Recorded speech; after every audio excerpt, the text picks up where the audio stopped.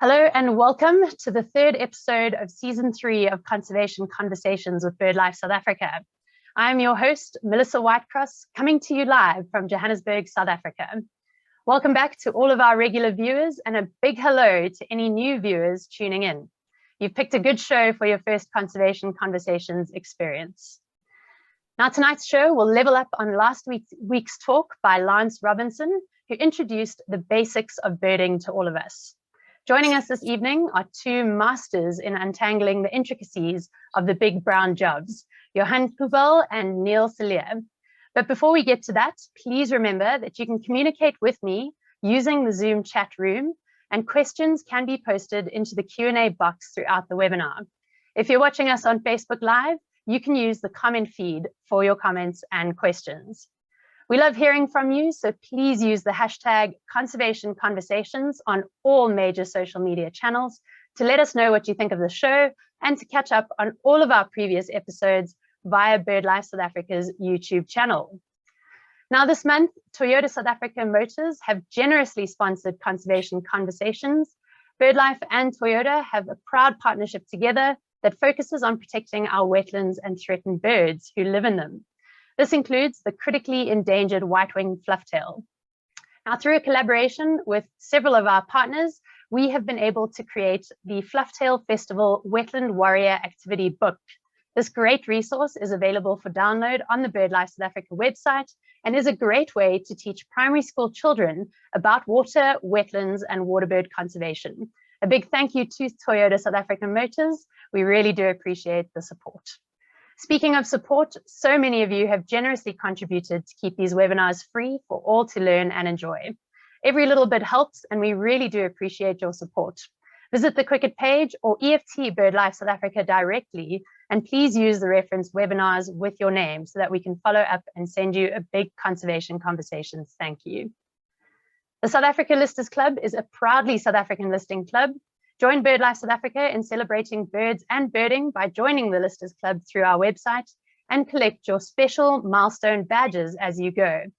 Each badge is on sale at just 75 Rand and can be purchased online at shopforthebirds.org.za. We're also really excited to announce that BirdLife South Africa's Team Fast and the Featherless will be part of this year's Ride Joburg event. So we are calling any and all cyclists who are keen to ride for our cause of protecting South Africa's most threatened ecosystems as part of the Landscape Conservation's mission to safeguard our grasslands and estuaries. To find out more, please email Abigail Ramodzuli.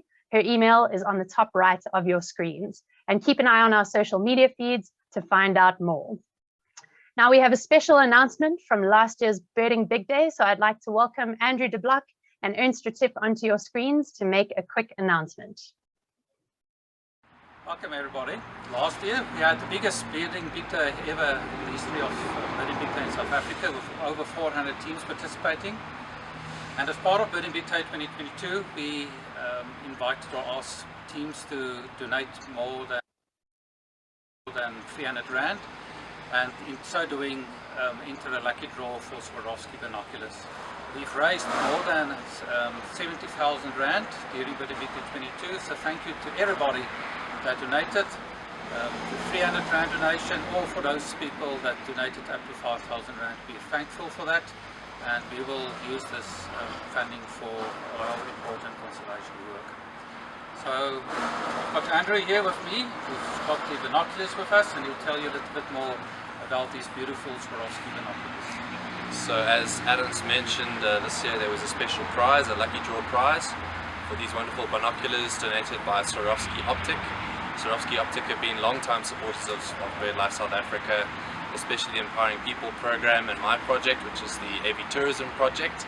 They've been supporting the community bird guides, supplying them with top-end optics and support for BirdLife South Africa and its work. And they recently, on the Flock to Marion voyage, also supported the Mouse Free Marion Pledge campaign. And now with the Birding Big Day as well, they donated this wonderful pair of 8x30 CL binoculars that everyone's been hoping to get their hands on. So thank you to Swarovski Optic for always supporting BirdLife South Africa in our work, and for supporting the Birding Big Day in 2021. So with no further ado, Ernst is going to draw the lucky winner of these fantastic binoculars. Yes, so in this box we've got a little tags with all the bird names, bird teams that registered, as well as the members. So the rules said that one member of a team that paid the minimum donation of 300 Rand can be entered into the lucky draw.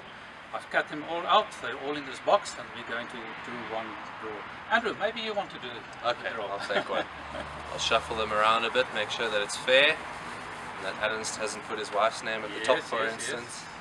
Yes. Okay, so we'll draw one out here, and there we go. Alright, so that's Marius Klaassen from Team Otis. Marius, we will be in contact. Congratulations, you're the winner of these beautiful Swarovski binoculars. Well done, Marius.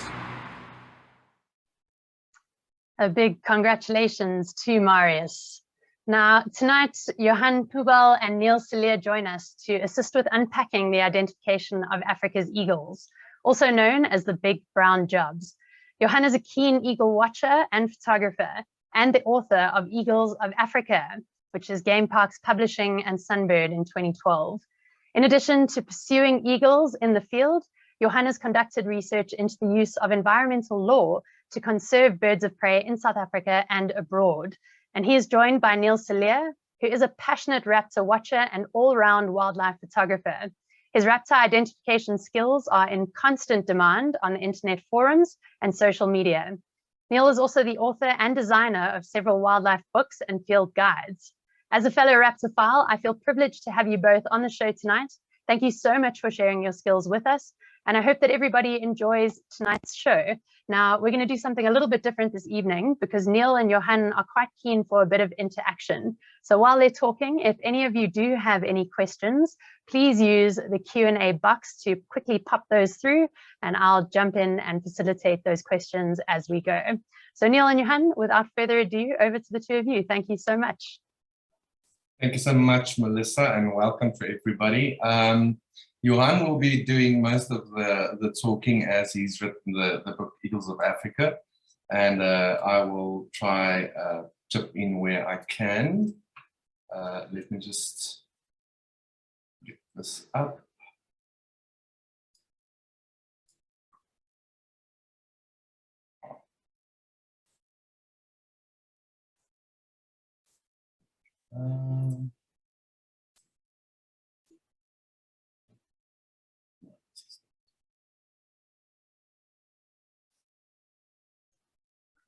Always a few techno gremlins. Just bear with us, everybody. Perfect. Go for it, guys. You see that? Here we go. Great. Thank you very much. If I had to do the setting up, we wouldn't be doing the talk tonight. So thanks, Niel. Now, that first image there, that shows that eagle identification is not necessarily always difficult, but you need to have a bit of luck on your side. So that photograph represents one of my luckiest days ever in the field. The African crowned eagle is a forest bird. It's quite a colorful bird for a bird of prey. It's a massive eagle as well. And on this particular day, it caught a vivid monkey, and it was sitting right in the open, just about 1.5 meters above the ground on a small little bush, quite out in the open. It was a remarkable sighting. Now, if you see a bird like this, it's not too difficult to identify. And then you may get even luckier. So the bird may be threatened by one of the other vervet monkeys, and it will open its wings in defense and in a threat display. And now you can see the wonderful colors on the underwing there. And she also raises her big crest, a double crest, and that's obviously where she gets her name from, the crowned eagle. So that is the lucky day, the easy day. But often in eagle identification, things go like this. Now, this particular photograph was not taken in Africa. If you look at the weather, you will perhaps think of Scotland, and then you would be right. So that was in Scotland, and that bird was quite high, but even here in Africa, often that is just about what you see of an eagle. So we'll be sharing some tips and some ideas on what to do if that is what you encounter. Okay, so the first thing is we need to quickly talk about bird of prey topography, the different parts of the bird. So I hope you can see my little cursor moving on the screen there. We can quickly point out a few things. On the wing, the important thing, these feathers here, those would be the underwing coverts. We will be talking about them. Those there are the upper wing coverts there. Now these flight feathers on the wing here, the longer feathers, they are divided into the primary feathers and the secondaries. Now with big birds of prey, we always have 10 primaries. That is the first one there. 1, 2, 3, 4, 5, 6, 7, 8, 9, 10. So those 10 are the primary feathers, those are the secondary flight feathers. Right. There we have the tail and we have the undertail coverts there and the upper tail coverts there and the rump over there. All right.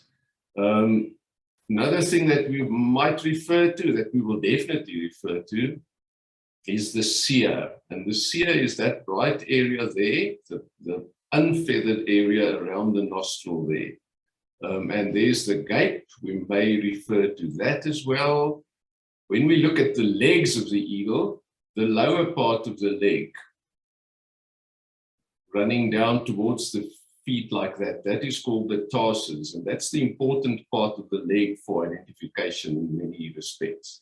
Okay, so I think those are the main important features that we will be referring to. Have I omitted anything, Neil? Yeah, let's look at the next picture. There you have the same bird, but a different view. So what we can see here is we can nicely see the change between the primary flight feathers there and the secondaries there. We can once again count them: 1, 2, 3, 4, 5, 6, 7, 8, 9, 10. 10 of those. The amount of secondaries varies from between the different birds of prey. I don't think we have any other aspect that we need to point here. Okay, those feathers there, that actually corresponds in a certain sense to the thumb on a mammal, and they can actually raise that, and that's called the alula or the bastard wing. And normally it's in that kind of position as it is there, but during maneuvers that take some skill, the eagle might lift up those thumbs, so to speak. Okay, talking about thumbs, we usually refer to these primaries here, the ones who are emarginated. We usually talk or refer to them as the fingers on the hand of the wing. Not that they are real fingers, but you can see why we talk about it, why we refer to them in that way. All right. Okay.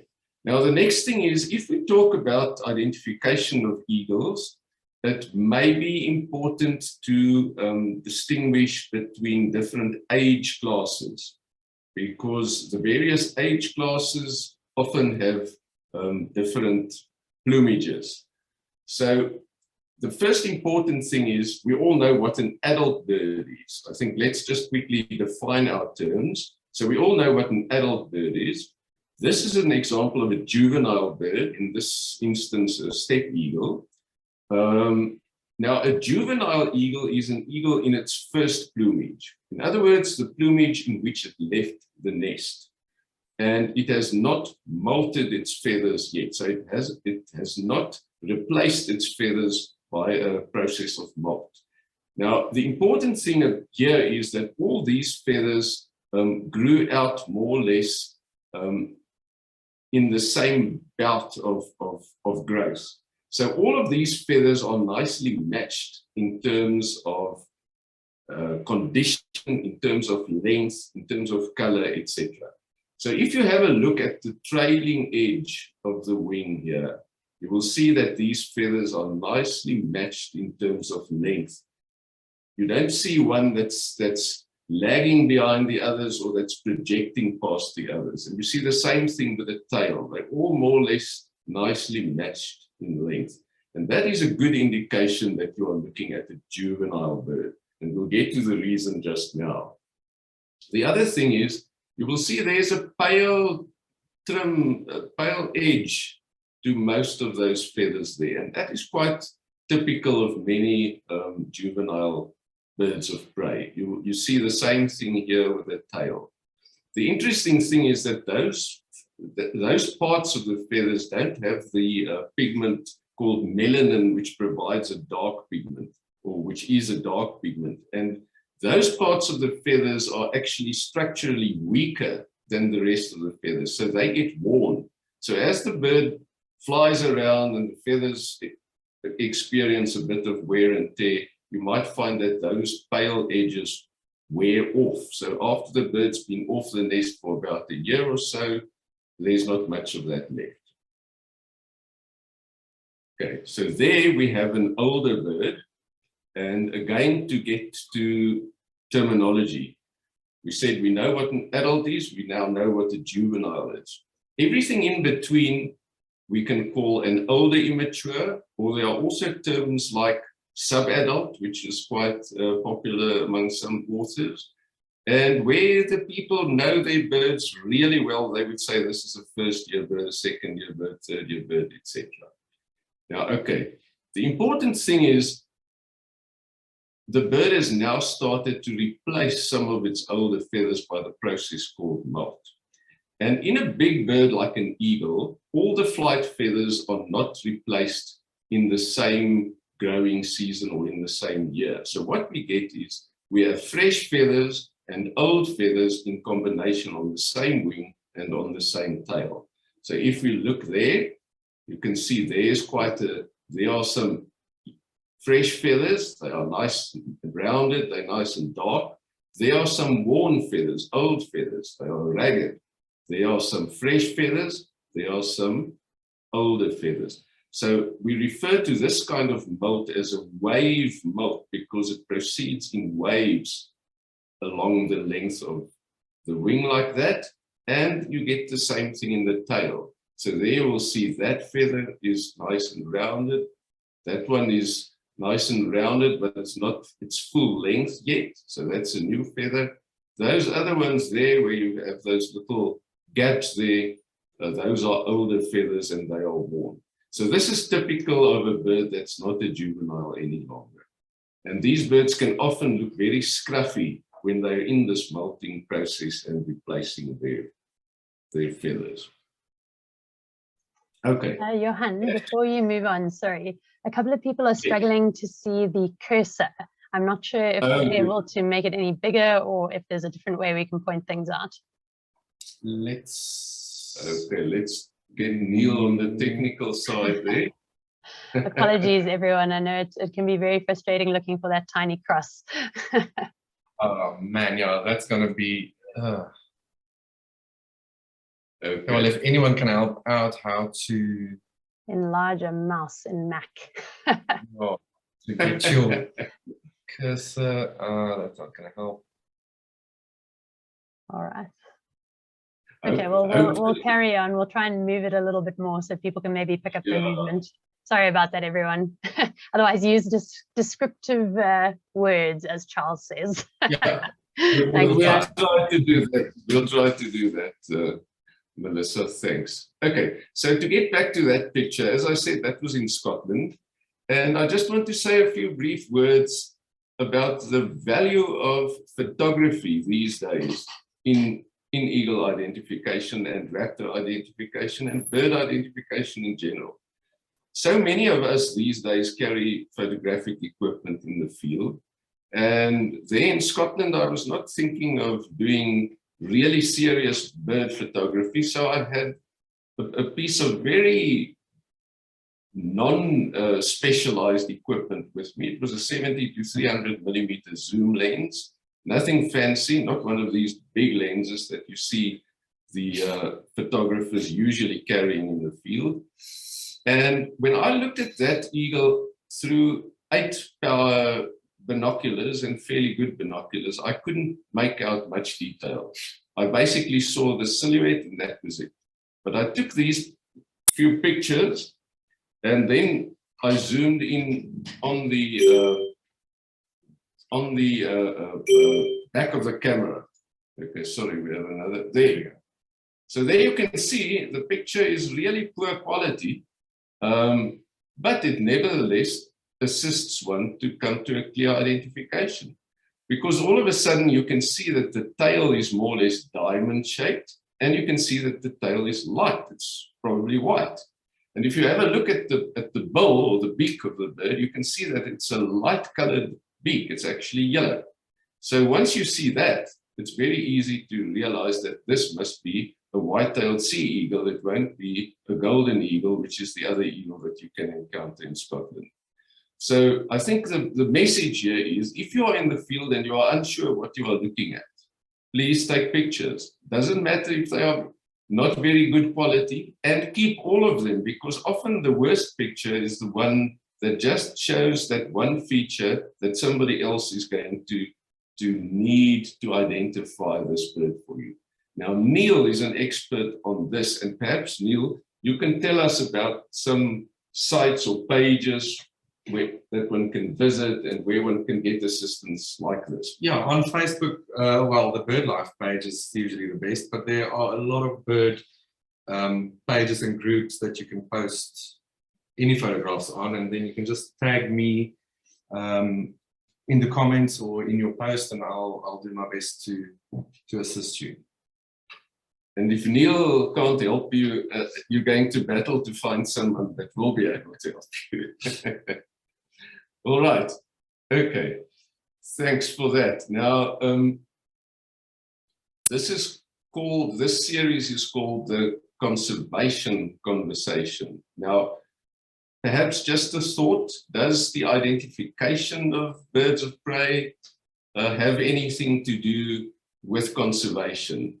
Now, I watched a webinar by Melissa and by, it was Christian Brink on the southern banded snake eagle the other day. And I was impressed by the amount of data that they gather to inform their conservation actions. And obviously, the first step with all of that is you must be able to accurately identify the bird that you're looking at. That's obviously just the first step. And to me, the fun starts once you know what the bird is and you start seeing what it's doing in the field. That's when the real fun starts. But the identification is the first step, and that's obviously the thing that you must do first. Now, there's also another angle to this story, and that is the fact that many people are unable to consistently identify birds of prey accurately can have a negative impact on a conservation effort in a different way. And in the USA, this actually happened. We've got an example of this, and I'm sure it will happen here as well. So there you are looking at the bald eagle, very easy to identify, the adult bald eagle, because in the USA, you've got two eagle species to worry about or to enjoy, the bald eagle and the golden eagle. There are some others that come in as very rare vagrants, but the only two ones you can realistically bargain on seeing are those two. Now, like I say, if you see a magnificent adult bald eagle like that, identification is not going to be difficult. That is what the golden eagle looks like. So you're not likely to confuse those two. There's another view of the golden eagle. In the proper light, you can see that there's a bit of a golden sheen to the hind neck of the bird, but in normal lighting conditions, that's not so easy to see. So on the face of things, not an identification problem, but there is a juvenile bald eagle. And now you can see that if you are going to see a golden eagle or juvenile bald eagle in the field, and they're not too close, they're quite far away, the lighting conditions are perhaps not very good, then it is possible to confuse those two species. Now, the interesting thing is that the bald eagle was in real trouble some time ago in the USA. Their national emblem was in danger of extinction.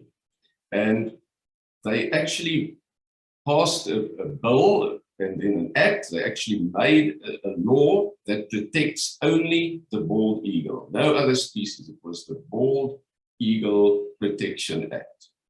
And so the bald eagle was protected, but the golden eagle was not protected, because the golden eagle at that stage was very common, and there was, according to their ornithologists, not a need to protect the golden eagle at that stage. So what happened then was some people went and shot juvenile bald eagles. And then when the authorities wanted to prosecute them under the act, they would say no, but they thought those were golden eagles. So they had no intention, and intention is necessary for committing a crime. So in that sense, the whole objective of the act was frustrated.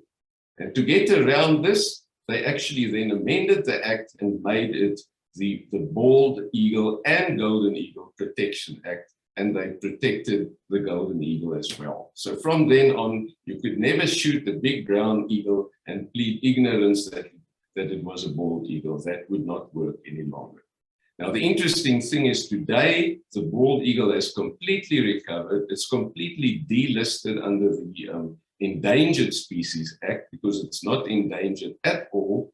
But the specific act that protects the bald eagle and the golden eagle is still in place. And interestingly, we think that the golden eagle might need some protection at this stage, because it is falling foul, unfortunately and very ironically, of wind farms. It gets clobbered by those big wind farm structures. And of course, it's actively hunted in many areas. So, but just to show that ignorance of proper identification can cause a conservation problem. And if I can sort of make that applicable in South Africa, we have very rare birds like the martial eagle, the tawny eagle, the southern banded snake eagle, and they all have other species that are not so endangered, which are commoner, but which are similar if seen under certain circumstances. And I think there's a strong case to make that under our national legislation, all our birds of prey should be protected. Of course, under our provincial legislation, most of them, if not all of them, are protected. But I think there is a case to make for the full and complete protection for all birds of prey under our national legislation. Okay, so that concludes the couple of introductory remarks that we wanted to make. Is there anything that you would like to add, Niel, at this stage? Not at this stage, no. Not at this stage, thanks. So let's get this one up. There we go. All right. Okay, so to jump in and start with some species. The interesting thing is that we made the topic the big brown jobs, and specifically the big brown eagles. Now, some eagles that you would not necessarily regard as a big brown job and a difficult to identify one may still qualify in its juvenile plumage. So this is a juvenile fish eagle. Everybody knows the adult fish eagle, and nobody is likely to misidentify that, but the juvenile fish eagle can sometimes give rise to very interesting identifications, particularly on the internet. Yeah, mostly the osprey. Mostly the osprey, but I've seen some other interesting ones as well. So, okay. So that is what it looks like. It's fairly variable. You get lighter forms and darker forms. Some are almost completely dark brown, others have more white in them, but that is the general pattern that you see there. Of course, because it's a fish eagle, the tarsi, the lower part of the legs, are not feathered.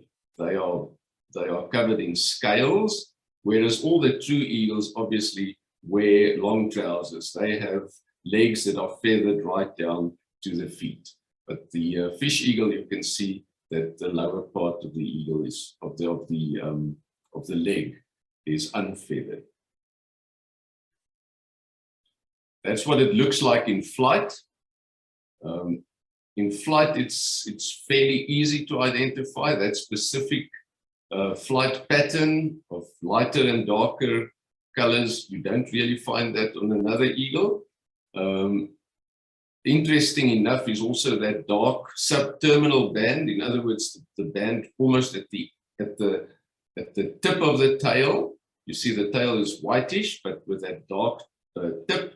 But that gets worn away, interestingly, as the bird gets older. So there, if you look at that one, you can see that that subterminal dark band on the tail is not so obvious any longer. And that is because those feathers have been experiencing some wear and tear.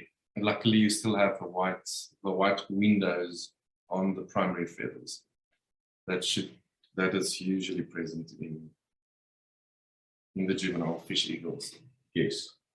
Then the other thing is with eagles, shape is also very important. And the interesting thing of a fish eagle is the head and the neck protrudes further towards the front of the wings than the tail towards the trailing edge of the wings. So the tail is actually fairly short, with the adult bird even shorter than that, whereas the head and neck protrudes quite some distance towards the front.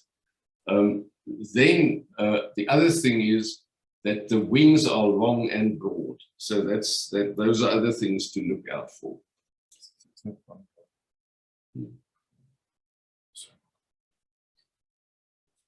Okay, so there we have a juvenile palm nut vulture. Similar to the African fish eagle, the adult is actually very easy to identify as it's pure white, whereas the juveniles are dark brown. They still also have bare legs, but they have bare facial skin. But at a distance, I think any brown raptor could look fairly similar to this. Yes, the point is that we have decided, because of our time limits and so on, to concentrate on the big brown eagles, not so much the other big brown raptors like buzzards, etc. But one needs to remember that the possibility of confusion is there. With most of the vulture species, if you see the bird perched, because it's got this bare neck and head, it's fairly obvious that it's not an eagle. But in this case, the juvenile palm nut vulture, one can easily think that it is an eagle. Okay, let me just mention this is photographed by Niel Cillié. Thanks you. Thanks you. All right, okay. So here's another species that you would not normally think of as a brown eagle, because the adult looks like this. Very familiar, very easy to identify, the magnificent batelier. But the youngster definitely qualifies as a big brown job. Now, again, if you know the adult bird well, it will assist you to identify the young bird, because the batelier has a very unique shape. You can see there that the tail is extremely short and the wingtips protrude far beyond the short tail. And then you've got that big shaggy head with the loose feathers. And if you look at the young bird, you see exactly the same thing. So shape, very important. Because the batelier is regarded as an aberrant snake eagle, and because the snake eagles are not typical eagles, you again have the scenario where the lower legs are unfeathered, unlike the other eagles. So that's another thing to look out for. And then, of course, that bare facial skin, a little bit similar to the juvenile palm nut vulture, but in this case, it is a sort of a dull turquoise kind of greenish kind of color. And that will change as the bird gets older. So again, unmistakable in flight, the adult batelier, there's a female, again, look at the very diagnostic shape. Apart from the brilliant feather coloring and so on, the shape, the very short tail, the very long wings, and the wings that are broader or at their broadest sort of in the middle of their length and then taper more towards the tips. And of course, the wings are held in a shallow V and the bird rocks in flight like a tightrope walker. Now, all of that you will find in the juvenile bird. So even though it is completely brown, the basic outline of the bird is the same. There's just one subtle difference, and that is with a young bird, the tail is a little bit longer, which sounds counterintuitive at first, but it's probably something to compensate for the young bird's, the fact that the young bird has not attained quite the same skill in flying as the older bird has, because the whole bird is designed for low-level fast gliding, and that is the reason why it rocks from side to side. That is why it's got this delta wing design and so on. And the short tail adds that as well, but because the young bird is not quite as skilled in a training process. Yes, because it's in a training process, it gets a little bit assistance with a little longer tail. But the basic shape is the same. Okay, so there we have a brown snake eagle. Like I say, the snake eagles are not true eagles. They have bare legs, not feathered legs. That's the first important thing to watch out for. The other one is that most of the snake eagles have brilliant yellow eyes. They probably have exceptional eyesight, even among eagles. And of course, all eagles have exceptional eyesight. The bare legs and adaptation to their prey, to capturing snakes and for protection against the snakes. Right, so that's the brown snake eagle. If you see, oh, the other thing is that the eagle usually sits very upright, and the brown snake eagle has a big rounded head and a slightly owlish expression if you see it from the front. If it looks directly at you with this big rounded head, it's slightly reminiscent of an owl, but fairly easy to identify if you keep those two things in mind. Now, in flight, the brown snake eagle is also fairly easy because the primary and secondary feathers in the wing are completely unmarked. They are just this beautiful silvery white. And then the leading edge of the wing, the underwing coverts really, they are dark brown. So that gives you that specific flight pattern there, which is not shared by any other South African eagle. And then on the tail, you have, the tail is basically dark with a couple of pale bars running through that. So if you see that well, you're looking at the brown snake eagle in flight. All right, there we have another bird which we would not normally say is a brown eagle, and that's the black-chested snake eagle. But as a juvenile bird, it is a brown eagle. And that's what it looks like as a young bird. Fairly similar to the brown snake eagle, but a little bit more rufous in color and smaller, obviously. That's what it looks like as the adult, and there we will normally not have trouble, although it is superficially similar to an adult marshal. Difference, of course, the adult marshal is a much bigger bird. It's usually got some spots, dark spots on the white belly. It's got feathered legs. But apart from that, the basic coloring very much the same. Okay, but now there is the juvenile black-chested snake eagle. And again, let me just quickly show you the adult. So the adult, fairly unmistakable. You could possibly misidentify that, confuse that with a martial eagle. But the martial eagle has dark underwing and a dark tail.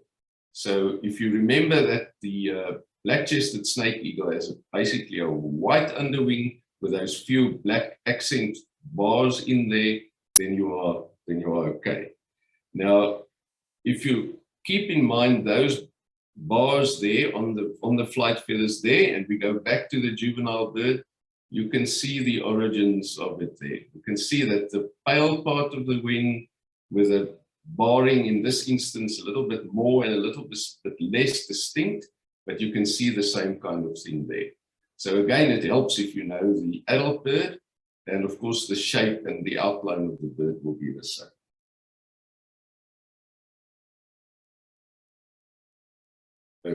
Okay, so this is a juvenile African Harrier hawk. We decided to put it in because most of the misidentified raptors on social media is usually a juvenile African Harrier hawk.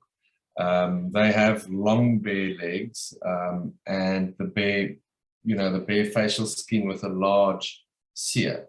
In flight, luckily, you usually see the long bare legs. I don't know if we included, no, we haven't, but yeah, in flight, they have large wings, broad wings, and a long tail. And as I said, the bare long legs are usually visible, even at a distance or from a distance in flight. Yes, thanks. I don't know if you want to. Yeah, so that's just again to be aware that there are some other large brown raptors that one may possibly think is an eagle if you encounter it in the field. And it's worth keeping in mind. In the case of the gymnogene, it's actually a very thin, very light bird, but it's got a low wing loading. In other words, it's got very large wings for its body size and a long tail. So in the field, it creates the impression of quite a large bird of prey, and therefore it's quite easy to think that you are looking at some kind of a brown eagle, and it's worth researching that. Of course, the adult gymnogene or African Harrier hawk, sorry, I'm still old school and I'm still mentioning the old names, but the adult looks fairly distinctive. You're not going to confuse that with any of the eagles, but if you come across a young bird like that, that's something to bear in mind. All right, back to the brown eagles. So this is a juvenile lesser spotted eagle. The reason why I'm showing the juvenile first is because of the name spotted eagle. And if you look at an adult spotted eagle, it's actually got no spots on it. So the name doesn't make sense. It's actually been given to the juvenile bird.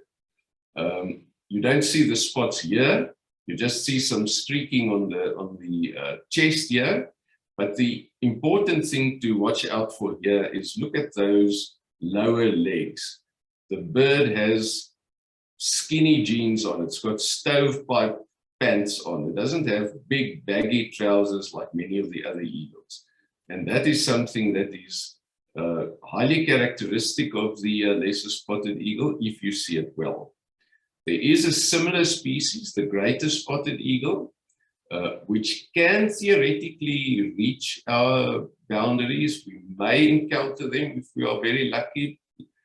There's been a confirmed case in Zambia quite a few years ago, and there's been a tentative identification of one at Nails Flay by an overseas expert. And that also has the same kind of stovepipe leggings. So we're not going into how to differentiate those two now, but again, if you see a bird and it looks like a lesser spotted, but it's perhaps a bit darker, please do take a picture and contact Niel, because we would like to know about that. Okay, so there's the same bird more from behind. Now the name spotted makes more sense, because you can see there's a row of white spots on the upper wing. What's interesting here is the white parts of the wings have been worn away in this case. So the white spots are not so distinct any longer, except for those ones at the hind part of the wing there. But that is the typical scenario with a lesser spotted eagle juvenile. On the greater spotted eagle, the whole bird would be much darker, the background color, and that there would be more spots distributed over the entire wing. So it does look different.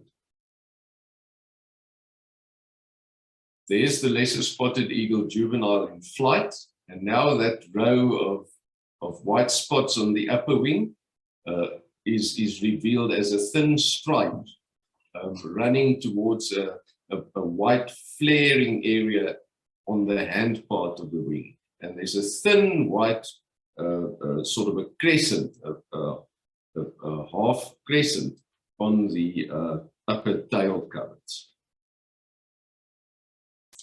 There's the adult lesser spotted eagle. So it's a fairly nondescript, usually fairly dark brown eagle with a yellow eye. And the yellow eye is important because that differentiates it from the young bird. The young bird has a dark eye. But as you can see, the adult has no spots or anything like that. It's got the same basic shape. This one is sitting in a relaxed posture in some light rain, so you don't see those stovepipe leggings here, but if it walks around on the ground, you will see it. And these birds like to walk around on the ground because they are migrants from the Palearctic region, from Eastern Europe. And when they are here in Southern Africa, they tend to eat termites and quillias and that kind of thing. So we often find them hunting on the ground when those stovepipe leggings are very noticeable. There's the juvenile in flight. Now, if you look at the fingers on the wing of the juvenile, you will see that it's got plump fingers. They're not as pointy and as thin and as curved as many of the other eagles. They are more like rounded, plump fingers. And in the case of the juvenile, there are basically 6 fingers, whereas most of the eagles have 7 fingers. Now, obviously, this kind of thing is very difficult to see definitively while you are watching a bird flying overhead through binoculars. But if you can take a picture and have all the time in the world later to examine the picture, then this kind of thing shows up. The other interesting thing of a juvenile lesser spotted is that the vent area, the under tail coverts there behind the legs is usually whitish. And then, of course, the other thing that's important about the lesser spotted is because it's a migrant and because it concentrates in areas where there are termites or quillias or that kind of bountiful food supply, they tend to occur in flocks. And that also is a clue to their identification. There's an adult bird in flight, almost no markings to speak of. If you see it well, the yellow eye, if I could just go back to the previous bird, the tail is not particularly long, the wings are also not particularly long, and they are fairly rounded. And that pattern, or that basic outline you get in the juvenile and the adult bird. Niel, you want to... I just wanted to show the vent or the undertail is now brown in the adult bird, whereas it's... Niel and Johann, before you move on, I see we've got a question from Marty Jasper. You spoke about the eye color and how adults have those yellow eyes and the juveniles have dark eyes. Marty's just asking whether you can advise what the reason is for this. And I know it happens in a number of other birds of prey. Do you know if there's any benefit to have this change in eye color, please? Perhaps you have. I think the best comment we can make is that's a really good question. Yeah. A really good question, and we are perhaps not so well qualified to answer that. I will definitely take note, because well, the other thing is that you get like common buzzard is usually a yellow eye in the juveniles, and then it turns dark in the adults. I think with Torny Eagle, it's the other way around again, like with lesser spotted. I'm not sure, but I'm definitely going to make a note. So I know from my reading that that authors tend to say when they speak about the snake eagles and they remark on those very yellow, those intensely yellow eyes of the snake eagles, then they tend to say they don't know whether that's perhaps an indication of really superior vision, because the snake eagles must have exceptional good vision, even among birds of prey. But it doesn't make sense that a bird, as it's young and gets older and the color of the eye changes, that it can now all of a sudden see better, I think. Or worse. Or worse, yes, yes. So I don't think that in that sense there will be an advantage in the changing of the color of the iris. The advantage will probably more be something like in displaying towards a mate.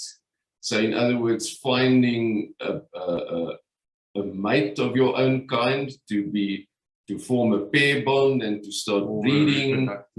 Yeah, for reproductive purposes, that kind of thing. Probably you will get the wrong response if you as a youngster pitch up with the wrong eye color, you know. So that may be the advantage, but I don't think it would in this instance correlate with acuity of vision. Thanks, guys. Interesting. Any other questions thus far? We can keep the rest of them till the end so far. There was one question around bare legs of snake eagles. I don't know if you want to tackle that now or leave it for a bit later. We can quickly talk about the snake eagle bare legs. Yeah. Great. So that's from Maureen, and she's just asking why the snake eagles in particular have bare legs. Okay. So what we usually read in the textbooks is that it's an adaptation to protect them against snake bite. Because look, the snake eagles are definitely not immune to the venom of poisonous snakes. And so they must avoid to get bitten. And the idea is that the heavy scales on the legs protect them from snake bite. You will also find that the snake eagle may present its wings to ward off the snake, but usually I haven't often seen a snake eagle hunt like that, but usually they just fly down and they grab the snake anywhere. Yeah. You know, sometimes they land next to the snake on the ground and then walk over to it, run over to it and jump onto it. Sometimes they just land directly on it. But the idea is that those heavy scales on the legs are a protective feature. Fantastic. Thanks, guys. Great. Okay. So there is probably the classic brown eagle. If you think of our big game reserves like the Kruger National Park and the Kalahari Transfrontier Park. Unfortunately now, as you may know, very rare over the rest of our country, and it's probably its carrion eating habits that gets it into trouble in the same way that our vultures are in trouble.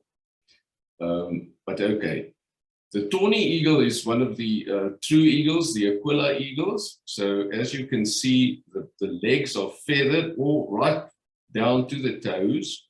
The Torny Eagle has baggy trousers, loose-fitting baggy trousers. It's got fairly short legs. It's quite a strongly built, heavily built bird, and fortunately or unfortunately, depending on your view, it has quite a variety of different plumages. So here is a reddish bird that's an adult or almost an adult. You can see that the eye is more or less honey-colored. That is typical of an adult Torny eagles, although I have seen exceptions in that regard. So let's look at a couple of other plumages.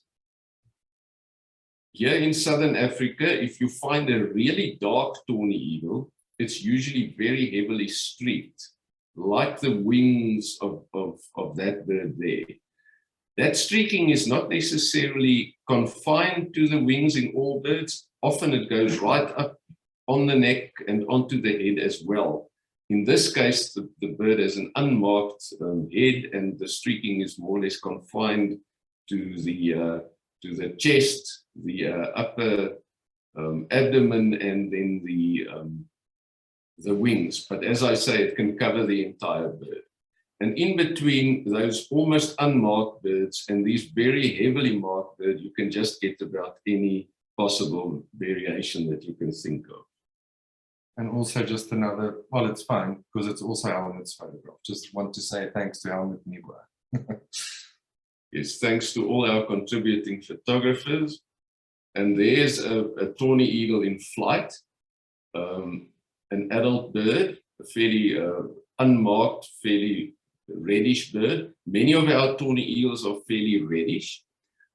You can see that there's a certain kind of barring on the wing feathers that one can take note of. You can see that if we look at the so-called fingers on the wing, if you count there, you can see 1, 2, 3, 4, 5, 6, 7, at least 7 fingers, and you can see that they are thinner and more curved and more pointy than those plump feathers, those plump fingers that we saw on the lesser spotted. Also, you can see that the wings are longer, and you can also see that they're not quite so rounded. You can see there's a bit of an S curve. If you look at the trailing edge of the wing, the hind edge, you can see that there's a bit of a curviness towards the outline of the wing, and that is typical of the Tawny and also the steppe eagle. We'll get to the steppe a little bit later. Okay, that's what the juvenile Torny Eagle looks like. This one has a bulging crop. You can see that it's got quite a prominent chest there. That's because it's just had a good meal. It won't look like that all the time. And the juvenile Torny Eagle is a very beautiful bird, almost completely unmarked, reddish or yellowish, blondish feathers. Then with the dark flight feathers with those pale bars across the tips of the feathers there. That's typical of the juvenile Torny Eagle. As the juvenile bird gets older and the feathers get more worn, they also get more bleached. And you find that some of them go cream colored to almost completely white. And this one is on the way there. Again, look at the typical outline. It's a strongly built bird, but the legs are not very long for the size of the bird. And look at those baggy trousers. So all of those in combination can assist you to identify this bird. And that's what the juvenile Tawny looks like in flight.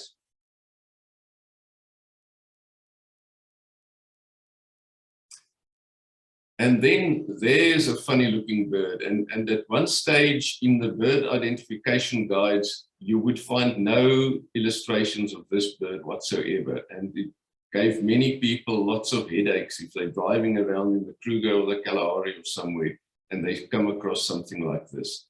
So it's a pale cream colored bird, usually a very scruffy looking one like this. And then it's got a rufous head. Partially rufous, or the whole head is rufous. Now what's happening there is this bird is busy acquiring its second plumage. And the second plumage is a rufous colored plumage. And that is starting to grow in on its head. The reddish feathers there on the head is the second plumage that's starting to appear there. And it will eventually cover the whole bird. But at this stage, when it looks like this, it looks as if it must be a different species. And fortunately, the raptor books these days have illustrations of this form of Torny Eagle. So it doesn't cause all the headaches that it used to cause at one stage.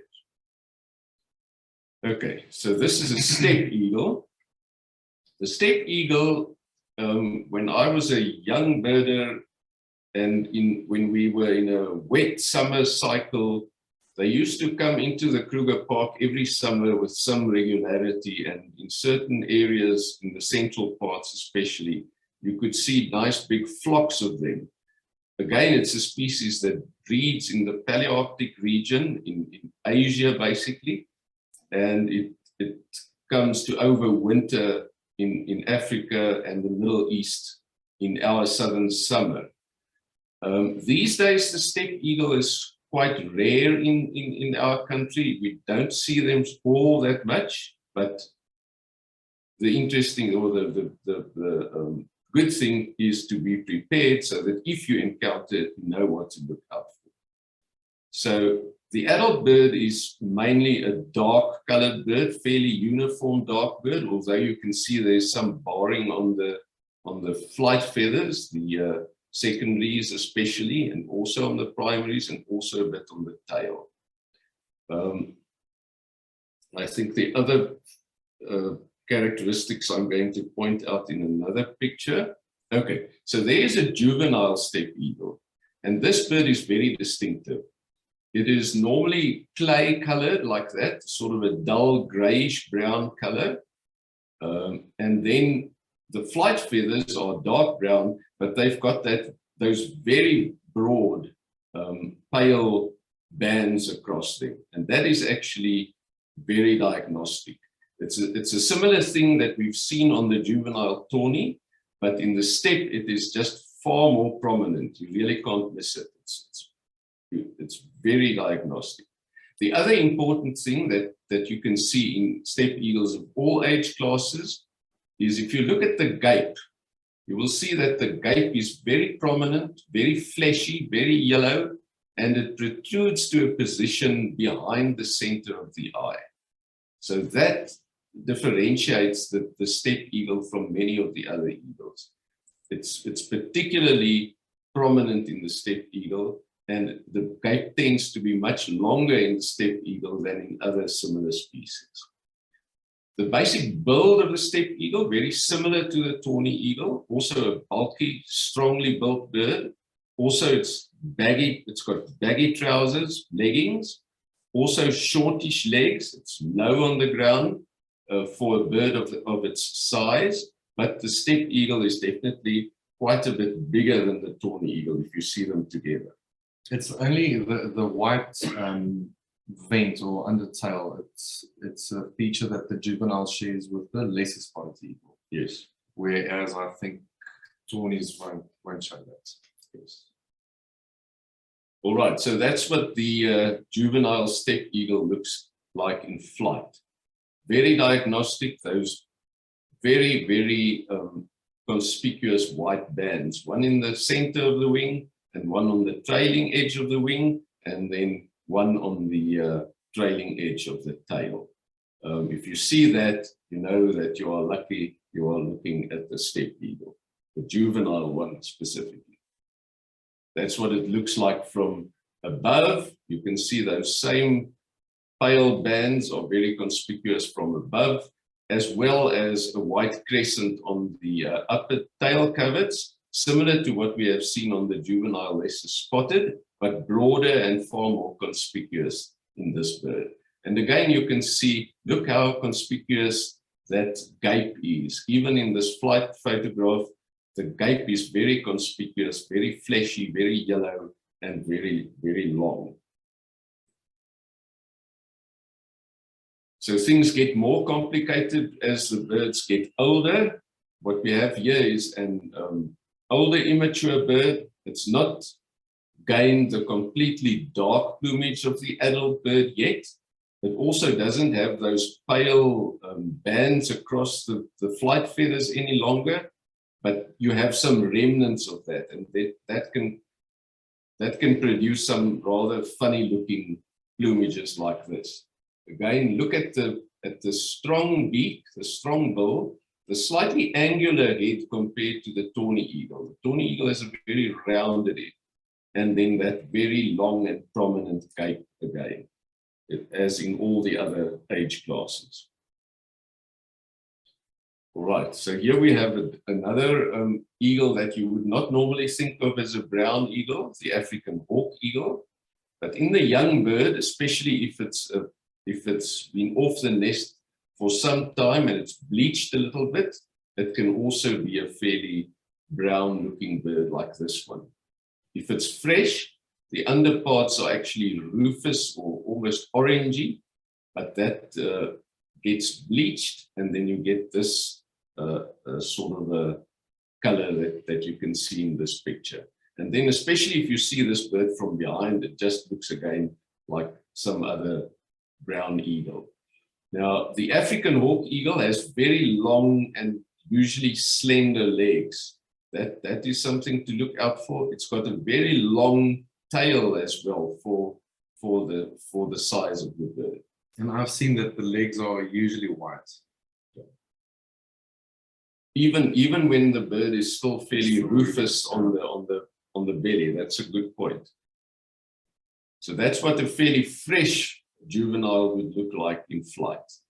Similar colors to the juvenile black-chested snake eagle, but differences in the barring, because you will remember that there was only some faint and broken barring on the flight feathers of the black-chested snake eagle, whereas here you have regular barring with sort of pale patches more towards the hand part of the wing, and also regular barring in the tail, and then of course a different shape, because this bird has a much longer tail compared to the black-chested snake.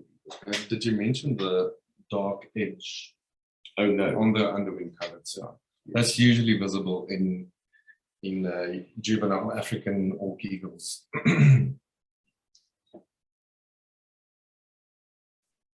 Another bird that you would normally not think of as a brown eagle, the Ayers eagle. But again, the juvenile birds are brownish, and nobody knows more about Ayers eagles than Niel, so I'm going to retire a bit and take a breather and a bit of water. So as you can see behind us is the adult black and white, pure black and white eagle with a bright yellow eye. This is actually how I met Johann in 2007 up to somewhere between 2011, because we found these in Pretoria. So the first one I saw, I thought was a booted eagle, as they share the landing lights, the famous landing lights just above the shoulders of the bird. But luckily, these guys usually show a very bright yellow eye. They're very tiny eagles, very small, and they differ, even in the juveniles, from very pale, as you can see on the left, to rather dark birds, as you can see in the right. Yeah, there we go. So in flight, as you can see, bottom left, the very prominent landing lights. But even in the photograph, you can see the yellow eyes. There's been quite some discussion around booted and juvenile Ayers, versus. But the main thing about the Ayers eagle is that it's got prominent barring on the flight feathers. The tail, the primaries and the secondaries always show very thick barring, whereas booted eagles are very more plain gray. So again, top left is the pale morphs, should I say, and top right is the darker juveniles. And just to show how they stoop, how they hunt, using their allulas, as we talked about earlier, steering them at magnificent speeds through the air as they chase their prey through the air. Did I leave something? Yes, thanks, Niel. If I can just come in there, the landing lights that Niel was speaking about. Obviously, if you have a look at the bottom left hand, you can see there are two white spots just where the wings join the body, and that's the landing lights that we are talking about. And in South African eagles, that feature is shared by two closely related species. This one, the Ayers eagle, and then the other one is the booted eagle. It also features those same landing lights. And then that particular stooping posture there, where the bird puts the wingtips together like that, and it looks like an upside down heart shape, and it falls at a tremendous speed. Again, that same thing is done by the booted eagle. It can be done by the other eagles as well, but with the booted eagle and the Ayers eagles, they do it with regularity. They display like that and they hunt like that. Funny enough, I've seen Wahlberg's eagle also do that. Precisely. But the three of them are closely related. They are related, yes. So often the behavior of the bird also gives you a good clue, perhaps when you are not seeing it very well yet. The behavior may already give you an idea, okay, this may be a booted or an Ayers, and then as it comes closer, you may be able to sort them out. Okay, so there is the booted eagle now, similar in size to the Ayers eagle, but even a little bit smaller. To the left-hand side is a pale morph bird, but that one is rather unusual in that it has quite a bit of reddish barring on the upper leg there. Most of our South African birds have the underparts almost pure white with just a bit of thin streaking. And streaking means there are stripes that run vertically along the body, whereas the barring would go horizontally like that. And I haven't seen barring like that on many booted eagles in Southern Africa, so that's quite an interesting one. Niel pointed out that that one is probably a migrant from Spain or elsewhere in the Palearctic, whereas, of course, we also have a small breeding population of booted eagles. Now, as we say, we have two color morphs in the booted eagle. We have the pale morph on the left-hand side and then the dark morph on the right-hand side. One thing to look at in the case of the dark morph booted eagle is if you have a look at the tail, you will see that the tail, the undertail is actually light gray. It can almost look white sometimes in the field.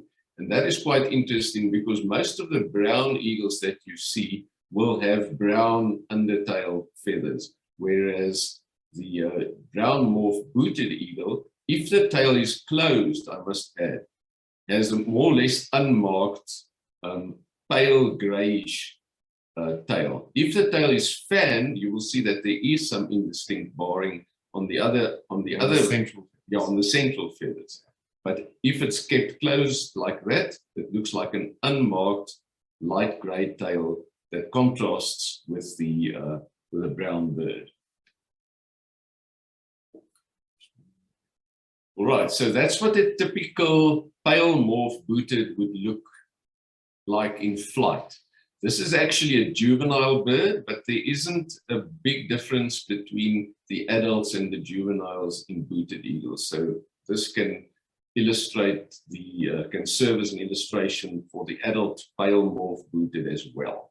So there you can see the tail is fanned, and you can see that those outer tail feathers are almost unmarked, pale, with just a faint dark tip towards the tip of the feathers. But the other more central feathers have some indistinct barring on them.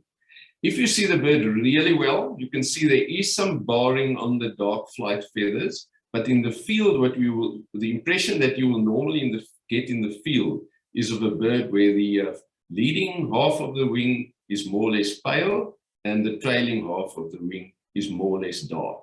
And the contrast is much bigger than what you will get in a typical Ayers eagle. Okay, and that's what the dark morph booted eagle will look like. Again, most of the bird brown can vary in intensity. It can be almost a blackish bird, and it can be almost a little bit rufous, almost a rufous bird. But again, the important thing is that the tail is normally paler. It's normally light gray with only some indistinct barring. And then, of course, if you see the bird from the front, you can see those white landing lights where the wings join the body, just as you can see on the Ayers eagle. All right, stepping off the booted eagle, we're coming to the close. This is the Wahlberg's eagle. That's actually also closely related to the Ayers eagle and the booted eagle. It's in the same genus. And typical of the Wahlberg's eagle is that tiny little crest, that tiny crest right at the top of the head, not so much at the back of the head, but at the top of the head. But you can see that only if the bird is relaxed or if it's fluffing out its feathers for some reason. If the bird is sleeked and it draws its feathers right close to the body, then you don't see any crest at all. But especially early in the morning, if the bird is sitting and it's fluffing out its feathers against the slight chill of the early morning, then you will see that little crest, and that's quite typical of it. The other thing is the seer of the Wahlberg's eagle usually contrasts very clearly with its feathers, like this individual. The eye is normally dark. You won't easily find a Wahlberg's eagle with a yellow eye. The tail is fairly long, not very distinctly marked on the underside, and with a very square kind of a tip. So I think those are the things that I would like to point out there. Also very narrow, the tail. No. Long and narrow, but that is, of course, when it is kept closed. Yeah. And that is the typical way in which it will hold it when the bird is at rest. Okay, so we get different color morphs again in the Wahlbergs. That is a pale morph bird. It's not a very pale one, but you can see more or less the same shape. Not very large feet. It's not a very powerful eagle. It's also a fairly small eagle.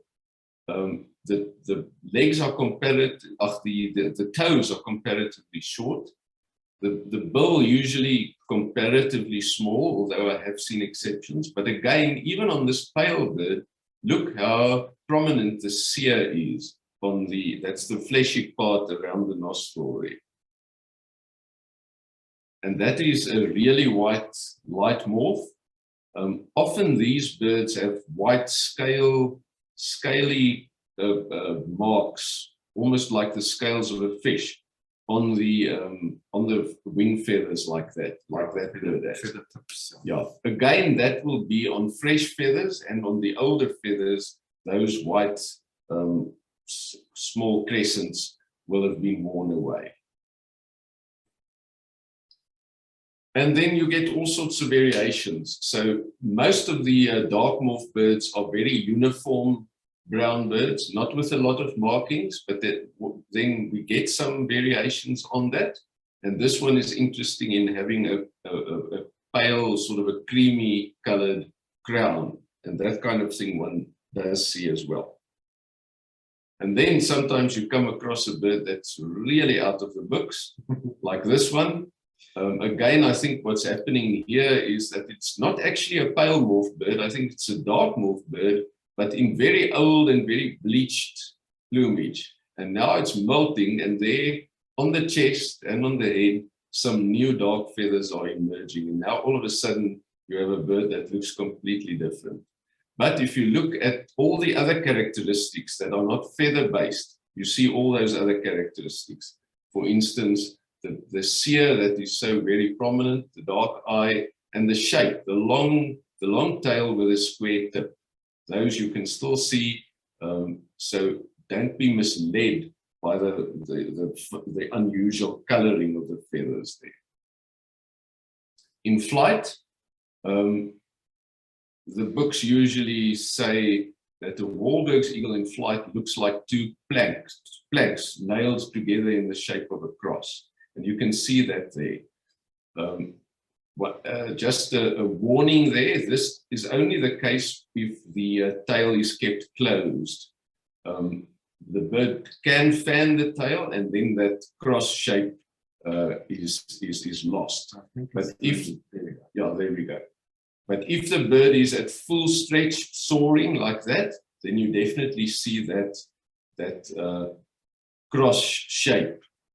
And the wings are quite long, and they are quite parallel. The leading edge and the trailing edge of the wings are quite parallel to each other. Not too many kinks or a waviness or anything like that in there.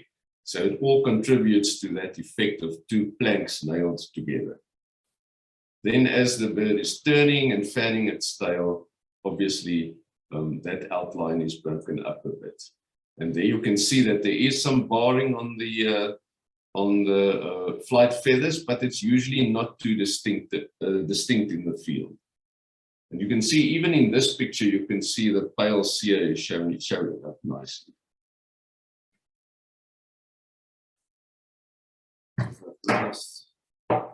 All right, and that was the last picture.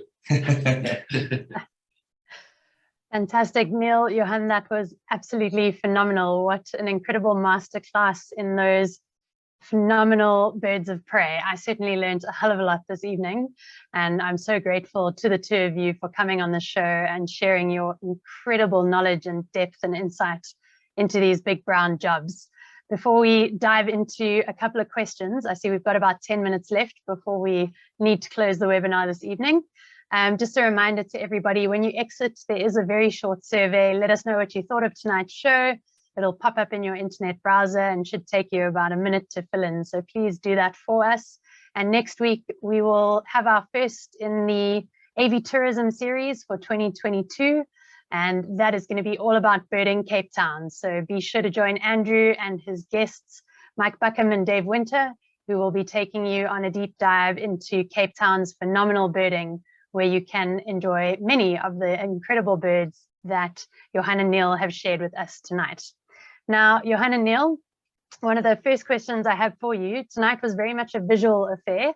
And Kaz Prinsloo has asked, how much in addition to these visual features can one rely on the vocalizations of eagles and birds of prey to identify them? If you wouldn't mind elaborating on that, please. Johann, well, the thing is, to me, you can certainly differentiate between an eagle and a sparrowhawk and a falcon, but identifying, am I understanding the question correctly? Identifying a raptor based on the call would be next to impossible, I think.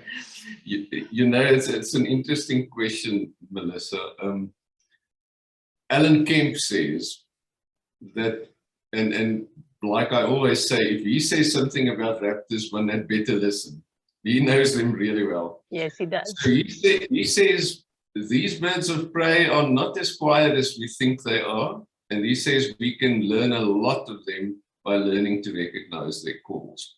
The problem in our case is both myself and Niel are very visually orientated persons. We are both photographers. Niel is a designer of books. We look at things. We don't listen so much. Like my wife can also say, you know. But some eagles, look, there are certain exceptions, and that is the African fish eagle is an obvious one. The other one is the crowned eagle. The crowned eagle has a very distinctive call. And the other thing is the call often alerts you to the presence of the birds in a given area, especially with forest birds like the crowned eagle. The other one is the southern banded snake eagle, as you yourself would know very well. Yeah. Very often that very distinctive and far-carrying call will alert you to the presence of the birds, and you can identify those ones fairly easily, even people who are not particularly gifted in identifying birds with calls. So, but yes, we have a lot to learn. There probably is a lot to learn there. But yeah, I think with big brown eagles, it's going to be difficult. But yeah, like you said, cuckoo hawk or African goshawk or things like that have distinctive calls. But yeah, it's rather difficult. Absolutely. No, thank you for that. And I agree, probably to the untrained ear, they do all sound very, very similar. So we'll stick with the visual stuff for now. And maybe we'll get another. The visuals are easier than the calls, then you know. Indeed. We'll have to get one of our acoustic specialists in to give us the deep dive in audio identification of the big brown jobs. But I see we've also got a request here about the sparrowhawks and goshawks that you mentioned earlier, Niel. I think I'm going to have to get the two of you back on for round 2 of the not so big brown jobs, the little grey jobs. With pleasure. So maybe we'll line that up for next year, which would be wonderful to have you both back. And thanks, Christoph, for suggesting that. I would totally agree. Tonight was fascinating, and I think we all learned a hell of a lot. We've got a question from Celeste, and we spoke about molt quite a bit tonight. So A, would you mind just explaining what molt is? And B, Celeste is asking, in terms of eagles losing feathers, particularly in the wings, you'll often see a bird flying with a missing feather. Would that bird need to wait for its next molt to replace that feather, or do they grow back if a feather's pulled out in combat or hunting? Well, I can just say that, well, I've watched the airs quite a bit for the last, 12 years or so. And the one bird that I know is the same bird took just over a month to replace one feather in the wing from showing the tip to reaching the length of the others. But I don't think it's the same with all the eagles. I guess larger birds like a crowned eagle, or I think they will take a bit longer. I don't know. Yeah, but I think if you see an eagle losing a feather naturally, yeah, that means that the other one, that the one that's following it is on its way. On its way. But of course, if it fights, like a Torny Eagle fights with a jackdaw on carrion or something like that, and the roots of the feathers get damaged, then that bird is in trouble, because then it might not be able to replace those feathers. Absolutely. Okay, and then also molt. I think you can elaborate more on molt. Oh yes, molt is the process of replacing the feathers. If I can give a non-technical. Yes, I think that's perfect. It's usually a yearly cycle. Yes, and if I understand correctly, Melissa, you probably know much more about this than I do, but if I understand correctly, I think smaller birds like passerines and so on tend to do an entire molt of all the body feathers in a given growth season. But with your big birds, eagles, buzzards, those things, like we said, when it comes to the flight feathers, those long secondaries and primaries on the wing, they don't replace all of them in a single year. That's why they have what we call a wave molt. No, that's very true. Even the bird behind us, I think there are 3 or 4 different age levels in one bird. So yeah, it's definitely not the whole bird. Yeah, absolutely. And I believe some of the migratory raptors can also sort of pause their molt. So they'll molt a couple of feathers and then kind of halt that shift while they do what they need to do, be it breeding or wintering, and then replace those feathers again before they get on the move. So yeah, I think molt in and of itself could be another whole session of webinars. It's a fascinating concept. And as you said, you think of something like a red bishop or a weaver that shifts its plumage from dull brown to bright red or yellow, and then back to brown very, very quickly outside of the summer breeding season. They certainly are turning over a lot faster than our bigger birds. But thank you both. Excellent insights there. Now, Johann, I didn't really allude to the fact that by profession, you are an esteemed professor of law. And I see we've got a question here from Anthony, and I'm hoping that you can speak to it a little bit. Anthony is asking what raptors are protected in South Africa under our national legislation. He's under the impression that all birds of prey are protected. If you wouldn't mind elaborating on that a bit, please.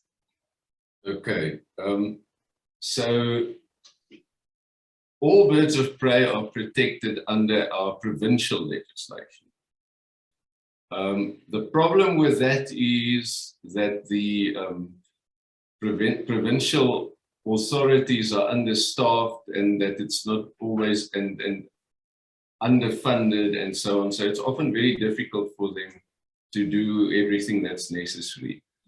On the national level, we have the National Environmental Management Act, NEMA. And under that, there are also a couple of other statutes, and one is specifically dealing with biodiversity or species. But what we have there is we very much have only certain species in the more endangered categories that are pertinently protected under the national legislation. So therefore, there are many birds of prey that are not protected under the national legislation. Okay, and I think that sends the wrong signal. Even though one might find that they are listed in the provincial pieces of legislation. And of course, the other thing is the penalties that are made provision for under the national legislation also are more severe, so they have more better value in discouraging people from transgressing the law, whereas the provincial ones don't have all those long teeth, if I could put it that way. Thank you, Johann. Okay, we're going to have two more questions, just given how little time we have left. But you are both esteemed authors and photographers, and there's a question from Barry on Facebook asking, are there any books that you can recommend for people wanting to up their raptor ID and learn more about these incredible birds? Feel free to count yourselves. So we are actually in the process, we said it the last time as well, but we are in the process of compiling a raptor book on Southern African raptors. I mean, I think it's been a long time, and there's so much new info and photography, and you know, it's time for a new raptor book. So Johann and I will hopefully sometime this year get together and compile a book. But if we must talk about the existing books, Melissa, the old classic is obviously Peter Stein's identification guide. It's been out of print, unfortunately, but that is a real gem if you can get your hands on a copy of that. I can't remember the precise title, but it's probably something like Birds of Prey of Southern Africa or something like that. Peter has written quite a number of raptor books, not all of them identification guides. He's written a wonderful book called Eagle Days, which was a staple for me when I was a youngster. But his identification, and it's almost a handbook. It's not just an identification guide, but that's a good one to start with. And then I think one must look a little bit broader, and one must look not only at Southern African publications. There's a book written by Bill Clark on the raptors of Africa. I've got it here. African Raptors by Bill Clark. If you can look at this. Really good. That's a very good one. And then Ferguson, Lease and Christie has got a book on the raptors of the world. And there are two versions. There's a massive big one that's a textbook as well. And then there's a shortened version that just have the identification plates and so on. That's a good one. Yeah. Those are, I think those are fairly good. Also, Dick Forsman's Raptors in Flight, but that's a bit more Europe, and there's obviously species in there that we don't see here, but that's a good book as well. I use it a lot. Yeah, because Forsman covers all the Palearctic species, but a large number of them travel all the way every year to us and reach us here in Southern Africa. So yeah, his book is very valuable, but you will encounter some other species there that you will need to travel to Europe or Asia for. Absolutely. Well, thank you both. I think that's a wonderful list for people to aspire to add to their libraries, and I wholeheartedly agree with all of the books that you have mentioned. They are incredible resources to dip your nerdy eyes into if reading about raptors is what you're after. But last one, a lighter note, and I'm wondering if you guys are able to answer this. This one was from Tanya, and it came in relatively early when you were talking about the bald eagle conservation, and she wants to know, why is it a bald eagle when they very clearly have feathers on their head? So if we can end on that note. Okay, so obviously the bald eagle must answer that question, not so. So yeah, apparently there's an old English word, bald, that means not what we think it means, but just white. So that could be the origin, or the other origin could just be that the bird may appear to be bald because it's so shiny white on top. I don't know, a little bit like myself. But apparently there is an old English word like that, which means pale or white, yeah, rather than without feathers.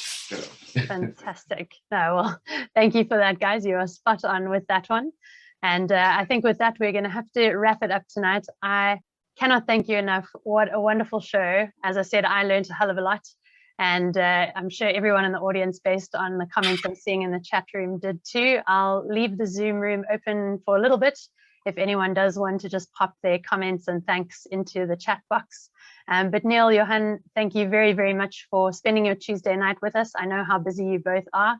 And thank you for all the effort you put into collecting those incredible photographs to teach everyone a little bit more about those big brown jobs. So before I close us off for the evening, any last sentiments either of you would like to make to our audience tonight? The floor is yours. Okay. No, yeah, well, thank you for having us. It's been a pleasure, and hopefully see you all soon. If you have any questions, you can contact me on Facebook. Yes, thanks a lot, and keep expecting the unexpected, and keep your eyes up into the skies. That's where all the best birds are. Stealing my line there, Johann. Thank you, gentlemen. And as Johann said, keep those eyes on the skies, keep enjoying those birds. Take photos of the ones you can't ID and send them to Niel. And we look forward to another fantastic conservation conversations next week. Thank you all so much for joining us. We maxed out the Zoom room. So those of you who got knocked over onto Facebook, thank you for watching there.